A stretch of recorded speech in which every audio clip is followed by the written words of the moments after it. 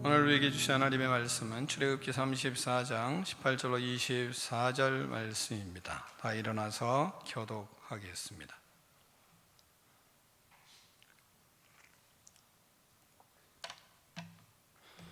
나는 무교절을 지키되 내가 네게 명령한 대로 아비멀 그 절기에 이레 동안 무교병을 먹으라. 이는 네가 아비멀의 애굽에서 나왔음이니라.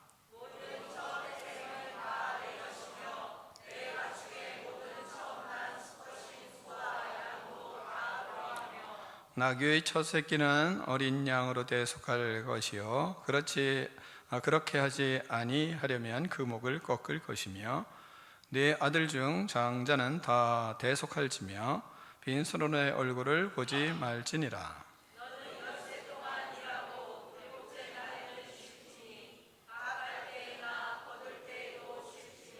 칠칠절 곧 맥추의 초실절을 지키고 세 말에는 수장절을 지키라.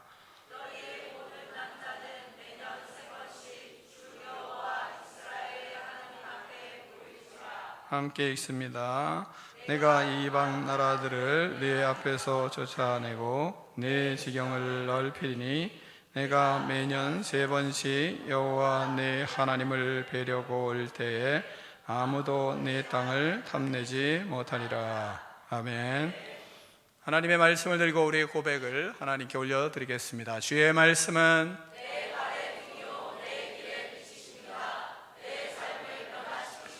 주께서 말씀하신 대로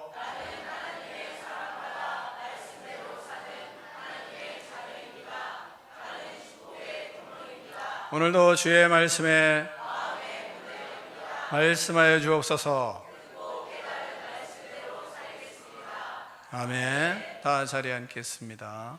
말씀의 제목을 두 번 크게 읽겠습니다. 시작.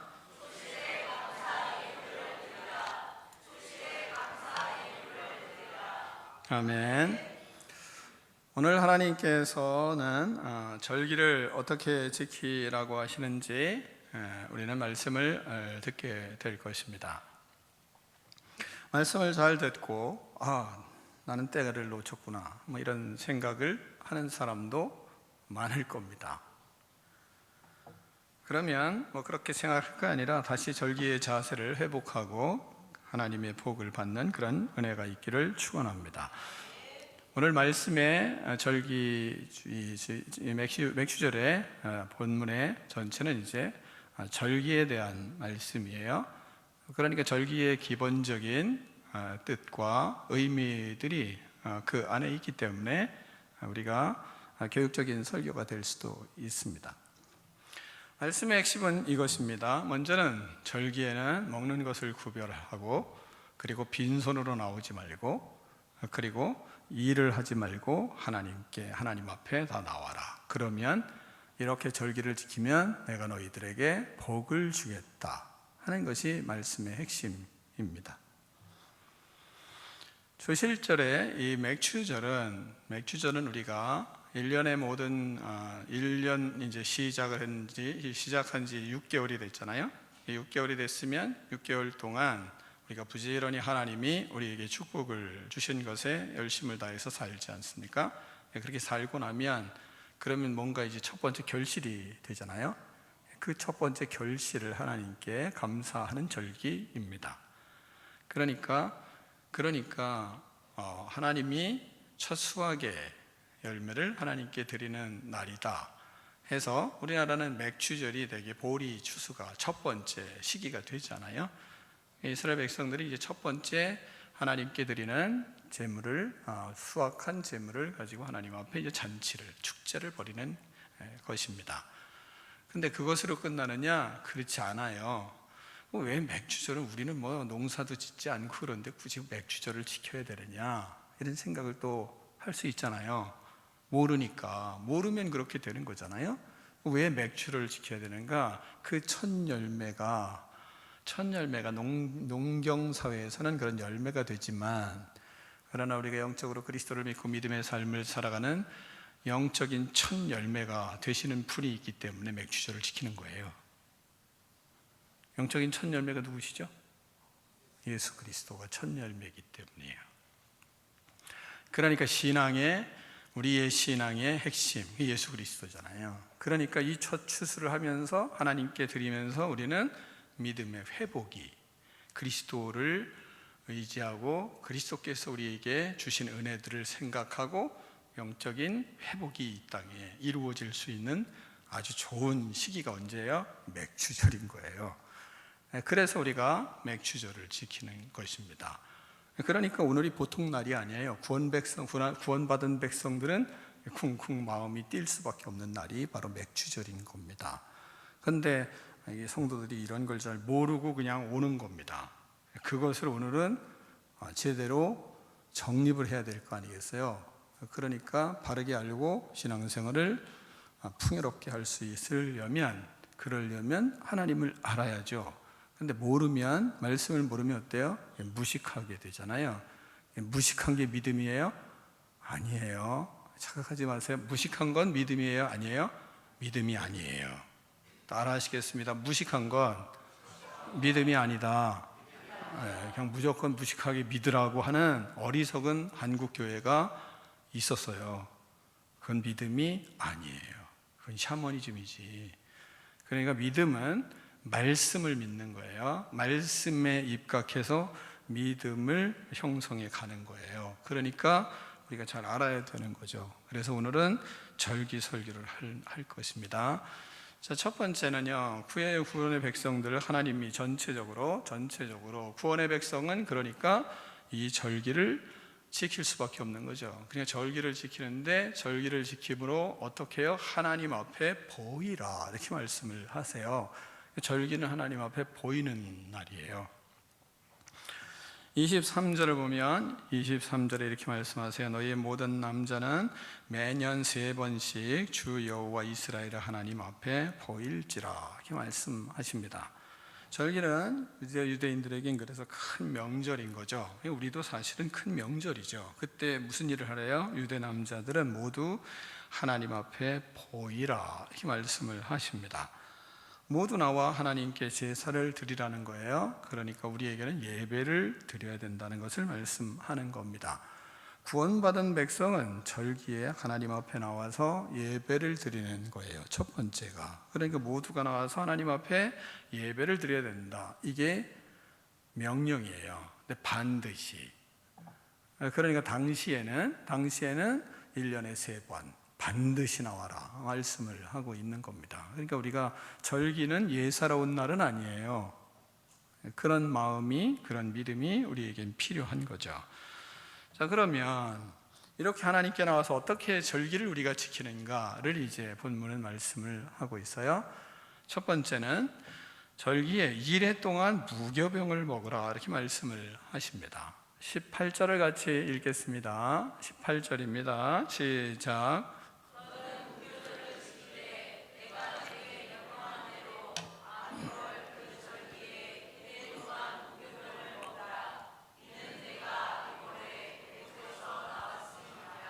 아멘. 내가 네게 명령한 대로 2일 동안 무교병을 먹으라 이렇게 말씀하세요. 무는 없을 무자잖아요. 그러니까 뭐가 없냐? 누룩이 없는, 병은 떡이잖아요. 떡병자잖아요. 그러니까 누룩이 없는, 부풀리는 파우더 이런 거예요. 지금 말하면 그런 것을 넣지 않은 그러한 떡을 먹으라 이렇게 말씀하세요. 사람은 먹는 것을 구별하지 않아요. 사람은 맛있으면 다 먹습니다. 자기가 죽지 않는 한 맛있으면 막 잘 먹어요. 배가 남산만해질 때까지, 만족할 때까지 막 먹습니다. 좋지 않은 것도 잘 먹죠. 알코올도 잘 먹고, 독한 술도 잘 먹고, 뱀도 잡아먹고, 모든 곤충도 먹고, 이 인간은 잘 먹어요. 구별하지 않고 먹습니다. 스트레스 받아도 먹고, 그렇지 않습니까? 탁탁 쏘는 거 먹고 말이죠. 속이 쓰려도 먹고 마시고 그러잖아요. 이 아픈 고통이 있는데도, 그런데도 그런 걸 막 먹는 게 인간이에요. 밤새도록 배가 부딪히고 화장실에 들락날락하고 그렇게 힘들고 고생을 하고, 그래도 다음날 아니면 며칠 후 똑같은 짓을 또 해요. 그렇게 잘 먹어요. 반복해서. 세상 사람들은 먹는 것을 구별하지 않고, 인간은 구별하지 않고 막 먹는 것이 인간이에요. 병들고 죽어가고 힘들어 문제가 생겨도 죽어가지만 그래도 먹는 것을 구별하지 잘 못합니다. 충분히 세상 사람들의 삶을 이해할 수 있어요. 그들이 얼마나 고통스러운지 아픈지, 그리고 얼마나 답답하면 그렇게 먹는 것을 통제하지 못하고 먹겠어요. 그러니까 사는 것이 고통이죠. 그러니까 먹는 때라도 즐거워보고 싶어서 먹는 겁니다. 세상에 지식과 지혜가 있는 사람들은 무엇이든지 먹진 또 않아요. 조금 지혜가 있는 사람들은요, 건강을 위해서 먹고 마시고 또 그러는 음식이라든지 음료라든지 이렇게 좀 구별하면서 먹으려고 애를 써요. 자신의 몸을 위해서 무엇을 먹어야 할지, 채식주의자도 있고 또 채식과 육식을 잘 겸비해서 먹는 사람들도 있고, 더 구체적인 것은 이 말씀을 듣는 여러분들이 뭘 먹고 뭘 마시고 어떻게 해야 건강해야 되는지는 여러분이 더 잘 알 거예요, 저보다. 그래서 일반 마트는 가지 않는 유기농만 먹는 그렇게 마트만 다니는 사람들도 꽤 많아요. 그게 장사가 잘 되는 거 보면 많은 거 알잖아요. 분명한 것은 먹는 것을 구별하고 먹고 살아가는 사람들이 있다는 것은 또 우리는 부인할 수 없습니다. 막 먹는 사람이 있고, 그 다음에 좀 구별해서 먹는 사람이 있고, 그렇습니다. 여러분은 어떻게 살고 있는지. 우리의 위는 제2의 뇌라고 하잖아요. 그건 금방 우리가 이해할 수 있잖아요. 먹는 것에 따라서 어떤 때는 머리가 아프잖아요. 왜 먹었는데 머리가 아플까요? 그러니까 이게 위가 뇌라는 거예요. 제2의 뇌다, 이렇게 얘기들을 하더라고요. 먹는 것에 따라서 집중력에 차이가 있다고 그래요. 체하고 토하면 그럼 배만 아프게 되는데 왜 이렇게 머리가 아플까요? 그렇잖아요. 머리가 아주 조금 강하게 뻐개지는 것 같은 그런 고통을 거의 다 한 번은 인생에서 겪어보지 않으셨나요? 근데 그게 머리를 맞아서 그런가요? 아니에요. 위가 문제가 생겨서, 장이 문제가 생겨서 이렇게 아파요. 그러니까 그것을 제2의 뇌다, 이렇게 위는 제2의 뇌라고 하는 책들이 있더라고요. 아무 것이나 그래서 막 먹으면 아이들은 집중력이 없어진다고 하고, 그리고 산만한 아이가 된다라는 그런 글도 많이 있더라고요. 근데 일리가 있더라고요. 그러면 그렇다고 해서 먹으면, 그들이 이렇게 먹으면, 건강을 위해서 먹으면, 그러면 생각해 보세요. 의미를 부여해서 먹나요? 그렇진 않더라고요. 그러나 우리는 명절이 되면 가족들이 다 모이잖아요. 모여서 설날에는 뭘 해 먹죠? 떡국을 끓여 먹잖아요. 떡국을 끓여 먹으면 그 떡국은 의미가 있어요, 없어요? 의미가 있어요. 근데 의미가 없이 먹어서 문제지. 떡국은 다 의미가 있어요. 왜 흰떡을 길게 빼겠어요? 자르기는 하지만 장수를 의미해요. 흰떡을 길게 빼는 게, 길게 뺄수록 장수한대요. 그래서 국수도 장수하는 음식이잖아요. 그러니 결혼식에도 국수를 먹는 이유가 그런 거 아니겠어요? 지금은 뭐든지 막 먹잖아요. 지금은 문제가 좀 커요, 사실은. 좀 생각을 우리가 깊이 할 필요가 있어요. 그러나 갈래떡이 길게 뽑을수록 우리 집안이 장수할 것이고 또한 번창할 거다, 이런 의미가 있는 거예요. 그래서 떡국을 먹어요. 떡국에는 의미가 있더라고요. 찾아보니까 뭐가 있냐면 장수만 있는 게 아니라 재물의 풍성함이 있는 의미가 있대요. 그게 더 깊이 파고들진 않았어요. 그렇게까지 제가 그걸 파고들 시간은 성경을 파고들어야지 그 음식에 파고들 건 아니기 때문에. 그런데 그런 상징들이 있더라고요. 그래서 신년이 되면 힘들었던 일, 안 좋았던 일, 모든 것을 다 잊어버리고 깨끗하게 떡국을 먹음으로 인해서 이렇게 밝은 새. 그러니까 떡국에는 뭐가 있냐면 소망과 희망이 있는 음식이더라고요. 그래서 그런 의미가 있어요. 그러니까 알고 먹어야지, 알지 않고 명절을 지낸다는 건 그건 좀 무식한 거죠. 그래서 좀 알아야 되는 거죠. 그럼 추석에는 이제 송편을 먹잖아요. 송편은 또 의미가 없겠어요? 송편은 뭐로 만드는 거예요? 떡과 뭐로 만들어요? 솔잎으로 만드는 거예요. 솔잎으로 만들어야 송편이에요. 근데 요즘은 솔잎으로 만들지 않기 때문에 이게 문제가 되는 거죠. 왜냐하면 솔잎으로 만드는 소나무처럼 아주 장수하게 살아갈 것을 이 의미를 두고 있기 때문에 소나무의 솔잎으로 만드는 겁니다.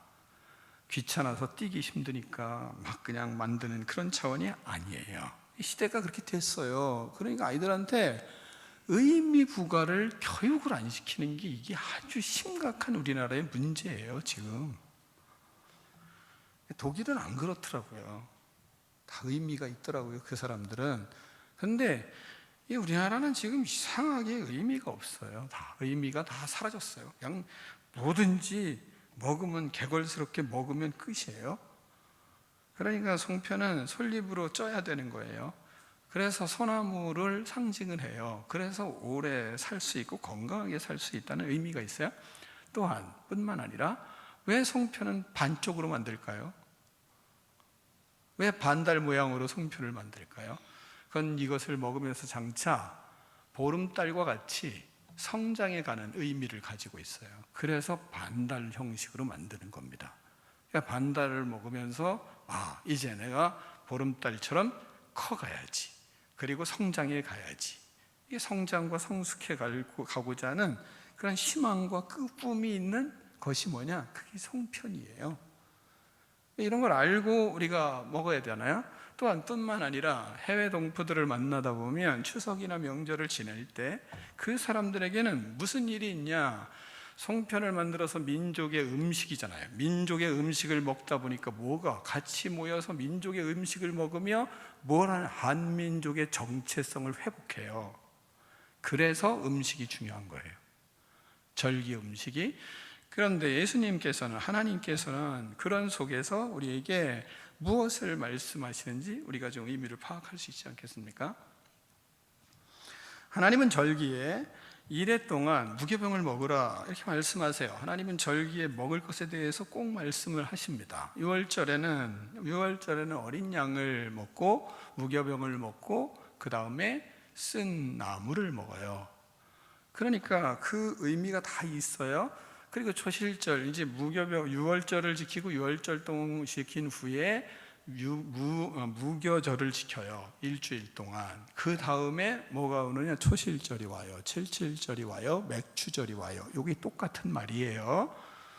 그러니까 그때 이러한 절기 때 무교병을 먹으라고 말씀을 하세요. 음식을 구별하여 먹으라. 의미가 있기 때문에 의미 있는 음식을 만들어 먹어라, 이런 이야기입니다. 무교병은 누룩 없는 그런 빵이에요. 다시 말하면 빵을 부풀게 하는 효소를 넣지 않은 겁니다. 우리나라로 말하면 개떡이에요. 개떡. 애들은 개떡이 뭔지 잘 모르니까 우리는 개떡을 만들어 먹여야 되겠어요. 오늘 같은 날 밥을 좀 하지 말고 그냥 개떡을 만들 걸. 다음에 한번 해보자고요. 이건 필요해요. 또한 하나님 앞에 제사를 드리고 나서는 제사장과 레위 족속들이 먹을 것과 그 다음에 또 평신도들이 먹어야 될 것과 그리고 제사장과 평신도들이 같이 먹어야 될 음식들이 다 이렇게 구별되어 있었어요. 부위마다 다 구별을 했단 말입니다. 왜? 다 의미가 있으니까 그러지 않겠어요? 모든 절기에는 모든 것을 왜 구별해서 먹으라고 하나님이 이렇게 강조하느냐? 그건 무교병은 의미가 있는 음식이기 때문이에요. 그러니까 의미를 가지고 절기는 음식을 먹고 의미 있는 음식을 먹으라는 것입니다. 그러면서 왜 그렇게 해야 되느냐? 그건 애굽에서 나왔기 때문이다. 무슨 얘기예요? 구원받은 백성이기 때문이다, 이릅니다. 애굽 땅에서 종 세웠던 그곳에서 너무나 다급해서 빵을 쪄야 되는데, 빵을 찌면 효소를 넣은 다음에 좀 시간이 지나서 부풀리고 그 다음에 뭐 해야 돼요? 그 다음에 찌잖아요. 금방 넣고 막 하고 나서 부풀리지도 않고 그냥 찌지 않잖아요. 빵기슬자, 민기원 이렇게 하잖아. 시간이 필요하잖아요. 시간이 필요해서 부풀리고 난 다음에 그 다음에 이걸 찌잖아요.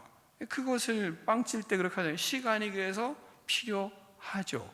근데 시간이 없었어요. 근데 갈 때 먹어야 되잖아요. 그러니까 효소를 넣을 겨를도 없이 그냥 집어넣고 익혀서 쪄서 가지고 나오면서 씹어 먹으면서 이렇게 나오는 거예요. 그러니까 빵 구울 수 있는 겨를도 없이 애굽을 탈출해 나와야 되는 그런 상황이었어요. 그걸 생각하고 이 음식을 먹는 겁니다. 음식이 먹는 것은요, 사람의 몸과 마음과 생각을 지배하거든요. 절기에 의미 있는 음식을 먹는 것은 대단히 효과적인 교육 방법입니다. 그래서 우리가 몸과 마음과 영혼을 하나님께 온전히 드릴 수 있는 훈련이 그래서 필요한 거예요. 일주일 동안 맛없는 빵, 무교병과 같은 그런 빵을 먹는 훈련이 필요해요.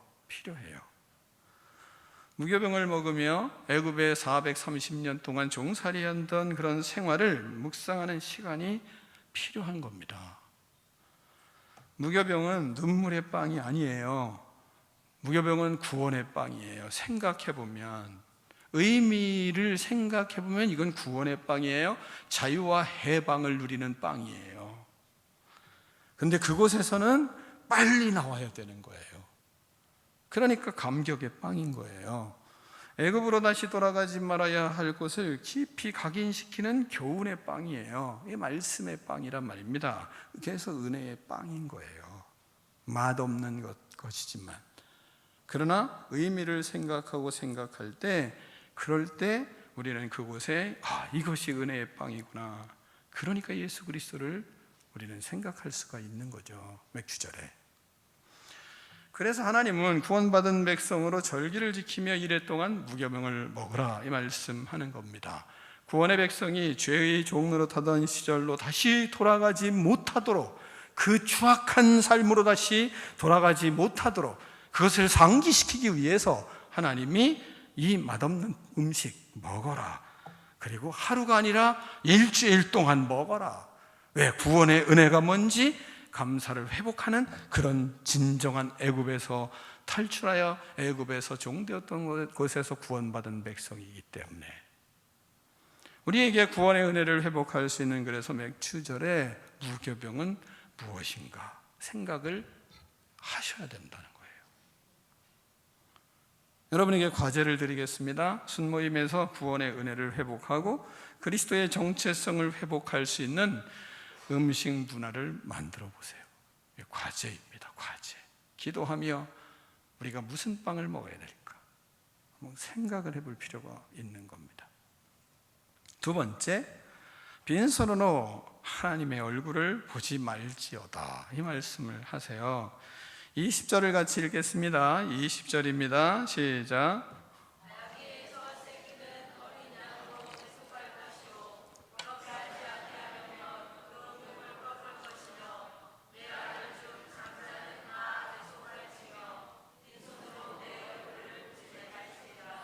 아멘.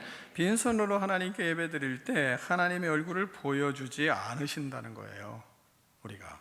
그래서 예물이 중요한 겁니다. 여러분이 절기 예물 중요하고 헌금이 중요한 것은요, 그때 하나님이 얼굴을 보여주실지 보여주시 않을지 결정을 하세요. 그러니까 예물이 없는 제사가 있을 수 없는 것처럼 말입니다. 그래서 첫 번째는 뭐냐면 첫 태생의 것을 하나님 것이다 이 말씀하세요. 그리고 그거 가져와라 이 말씀하는 겁니다. 19절을 같이 읽습니다. 19절 시작.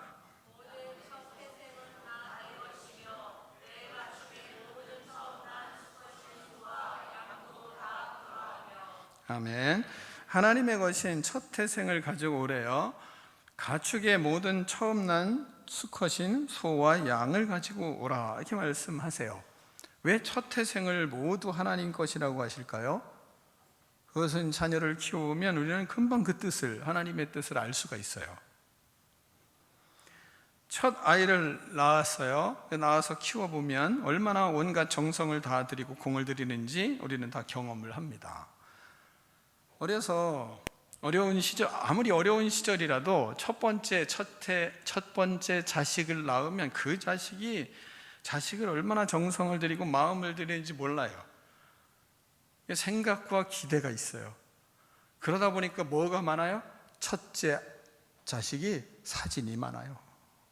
어려웠는데도 사진이 많아요. 제가 그걸 부인할 수 있는 사람한테는 이해를 드리고 싶어요. 저는 우리 형님이랑 나이가 17살 차이거든요. 얼마나 어려운 시기였을겠어요. 우리 형님이 6.25 전이니까. 근데 신기한 건 저는 어릴 때 제가 초등학교 6학년까지 사진이 없어요. 전 사진이 없어요. 6학년 때 졸업 앨범 찍으려고 사진 찍은 것뿐이 없어요. 근데 우리 형님은 17살이나 많은데 어릴 때 사진이 있더라고.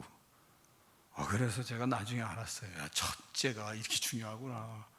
무슨 한이 있어. 첫째는 사진이라도 찍어야 돼. 근데 막내는 이건 그냥 필요 없어. 죽어도 어쩔 수 없어. 그래서 몇 번을 낙태하려고 4번을 병원에 가서 뛸라고 그래도 안 띄어졌던 사람이 저예요. 보통 끈질긴 사람이 아니지. 웃을 줄도 모르니까 여러분은 얼마나 끈질긴 사람인지도 모르지. 자, 다시 말하면요, 가장 소중한 거, 그거를 하나님이 원하시는 걸 우리는 금방 알 수가 있어요. 첫 태생은 그렇게 하나님이 우리가 소중하게 생각하는데 그걸 하나님 것이다, 이 말씀하세요. 가장 소중한 첫째 아들을 하나님 것으로 드리면, 그러면 모든 것이 하나님의 것이라는 믿음이 자연스럽게 우리 안에 형성되어 그래서 복을 받는 인생이 됩니다. 그래서 첫 것을 원하시는 겁니다. 내 가축에 그래서 모든 처음 난 첫 것인 소와 양을 다 그리하라, 이렇게 말씀을 하고 있어요. 그렇게 키운 새끼를 키웠어요. 그래서 또 새끼를 낳았어요. 근데 첫 태생을 하나님에게 가져오라, 이 말씀하세요. 절기는요, 그래서 내 정성껏 기른 것 중에 첫 태생을 구별하여 드리는 겁니다. 그러니까 일반적인 예물과는 구별된 예물이어야 한다는 거예요. 일반적인 제사와 절기의 제사는, 일반적인 제사의 예물과 절기에 드리는 제사의 예물은 다른 겁니다. 자신이 키운 것과 처음 태생을 정성을 다해서 키웠어요. 애썼어요. 심썼어요. 준비했어요. 소와 양을 드리는 거예요. 다시 말하면이 아니라 일반적인 일반적인 제사를 드리기 위해서 하나님께 나올 때 내가 능력이 없어요. 그리고 내가 가지고 갈 게 없어요. 그러면 뭐 하라 그러죠? 산에 가서 비둘기 잡아가지고 2마리 비둘기 잡아서 가져와라. 아니면 집비둘기 잡아서 가져와라. 그것도 안 되면 또 어떻게 하라 그러죠? 레위기에 그것도 안 되면 고운 가루 갈아서 그거라도 가져와라. 그래서 하나님께 드리라, 이렇게 말씀을 하시잖아요. 이건 일반적인 제사는 자기의 분수가 부족하다.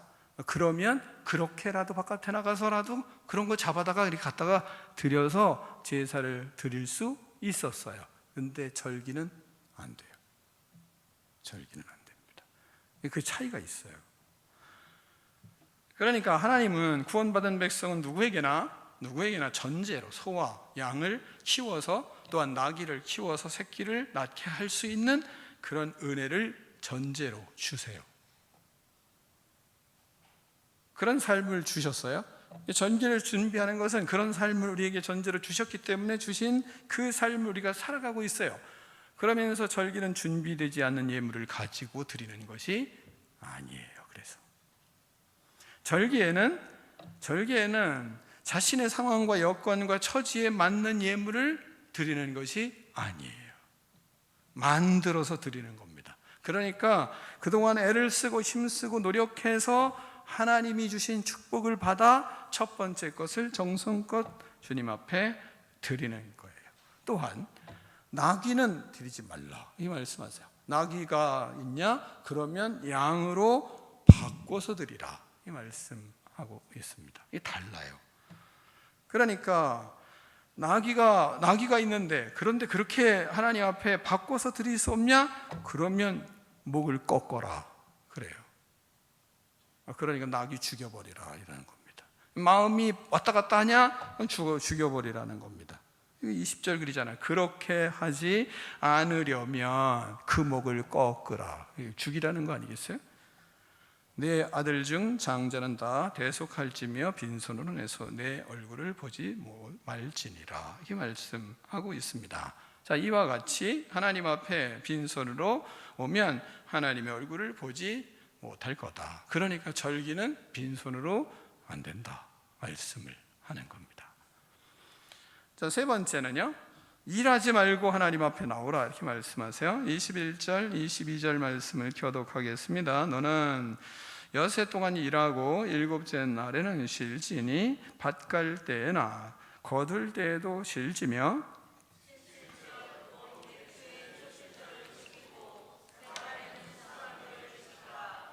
아멘. 자, 여세 동안은 일하고 일곱째 날에는 쉬고 하나님 앞에 나오라 이 말씀하고 있어요. 자, 밭 갈 때나 거둘 때에도 쉬고 하나님 앞에 나오래요. 무슨 얘기예요? 밭 갈 때, 바쁠 때라는 거예요. 지금 밭 갈아야 되는데 바빠서 갈 수가 없어요. 그게 없다는 겁니다. 그러니까 밭 갈 때예요. 너무 지금 농번기라 너무 바빠요. 아니 내가 회사 일이 너무 바빠요. 그래도 하나님은 쉬라 말씀을 하세요. 씨를 뿌려서 지금 밭 갈고 씨를 제때 뿌리지 않으면 싹이 제때 나지 않은데 어떡하죠?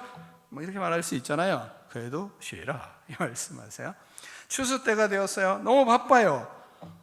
모든 상황이 너무 바빠요. 오늘 추수하지 않으면 바람이 불고 비가 오고 이 추수에다 문제가 생길 수 있어요. 그래도 쉬고 와라 하나님은 말씀을 하세요.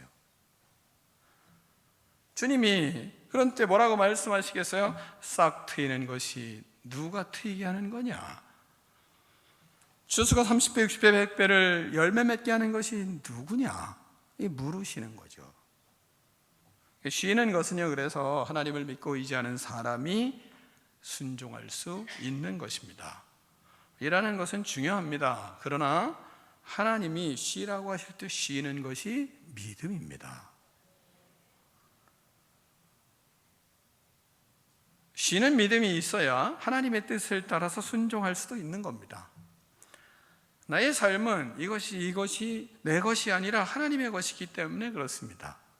한번 일을 쉬고 하던 일을 쉬고 하나님 앞에 자신을 보이는 것이 절기를 지키는 것이고, 그것이 참 예배자이고 그것이 구원의 백성이고 하나님께서 애굽 땅에서 종로로 타던 데에서 인도하신 그 하나님을 신뢰하는 그것이 믿음이다. 인생의 그것이 최고의 쉼이라고 우리에게 말씀하고 있는 겁니다.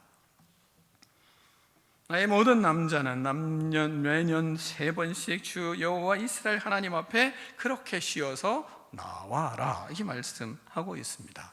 그러면서 마지막으로 그렇게 하면 하나님이 복을 주신다 이게 가르치고 있습니다. 자, 24절 말씀을 같이 읽겠습니다. 24절입니다. 시작.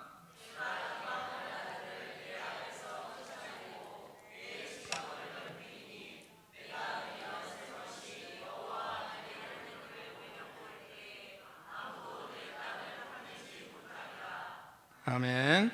자, 하나님께서 복을 주신다 말씀하세요. 지경을 넓게 하시겠다. 이방 나라를 내 앞에서 쫓아내고 내 지경을 넓혀 주시겠다. 절기를 지키면 하나님께서 안전하게 너의 인생을 보호해 주시겠다 이렇게 말씀을 하세요. 사랑하는 성도 여러분, 하나님 앞에 의미 있는 음식을 구별하여 먹어보고 그리고 그렇게 훈련하는 그런 지혜로운 사람들이 되시고, 하나님 앞에 빈손으로 하나님을 앞에 보이지 말고 일하지 말고 하나님 앞에 나와 하나님이 그렇게 하는 믿음의 백성들에게 복 주시겠다 하시는 이 말씀이 저와 여러분의 말씀이 되기를 축원합니다. 기도하겠습니다. 하나님 아버지 감사합니다. 주의 말씀을 따라서 절기를 지킴으로 하나님의 복을 누리는 꿈이 있는 백성들 다 되게 하여 주시옵소서. 예수 그리스도 이름으로 축복하며 기도합나이다. 아멘.